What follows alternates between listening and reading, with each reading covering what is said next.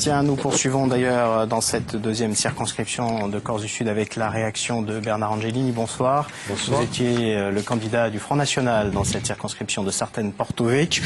Vous avez obtenu près de 9,81% des suffrages, c'est 3174 voix. Une poussée par rapport au vote de 2007, un score moins important que celui obtenu lors de la dernière élection présidentielle par Marine Le Pen.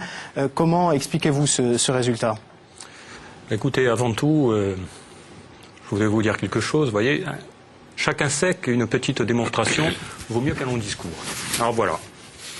Sapete che avanti dans la nostra bandiera era così. Dopo après, ça a été comme ça.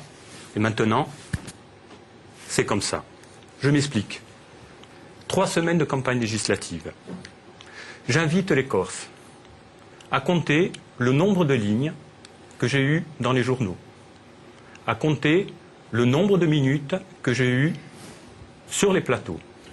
J'ai été, comme tous les autres candidats durant le journal, et vous avez été invité au débat avec les 10 autres candidats sur la circonscription. Non, vous n'avez pas été victime, personne n'a été victime d'un bâillonnage, monsieur Angelini. Non, mais on peut le constater, ça a été vérifié par le CSA, donc il n'y a aucun problème, monsieur Angelini. Chacun pourra le constater, monsieur Angelini, et je vous fournirai les chiffres. Le complexe de la victimisation, effectivement, ça peut être un argument. Est-ce que vous êtes passé dans le journal télévisé ou pas? Vous regarderez le nombre de journaux, vous regarderez le nombre de reportages, est-ce que vous avez été et vous regarderez le nombre de lignes dans les journaux. À plusieurs reprises, à 2 reprises, comme l'ensemble des autres candidats, comme tout le monde. Cela dit, je voudrais, bien entendu, je me félicite du score du Front National qui s'implique de manière pérenne au niveau de la Corse.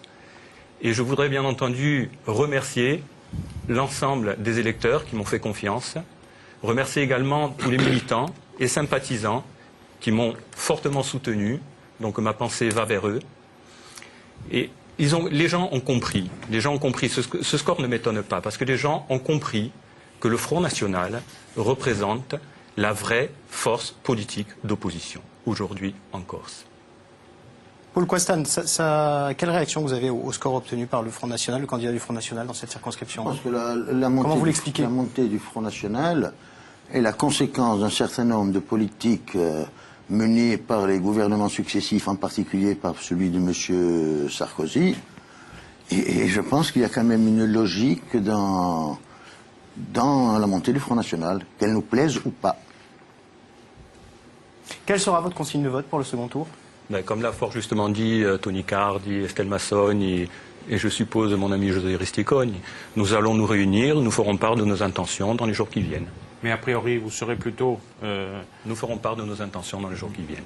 Pourquoi vous ne prononcez pas clairement Parce que nous devons d'abord nous consulter. Globalement, vos électeurs vont nous plutôt devons d'abord analyser le scrutin. Et bon, j'aimerais revenir quand même sur le fort taux d'abstention. L'abstention n'a jamais été en faveur du Front National. Bon, nous allons analyser tout ceci et faire part de nos intentions de manière claire et nette.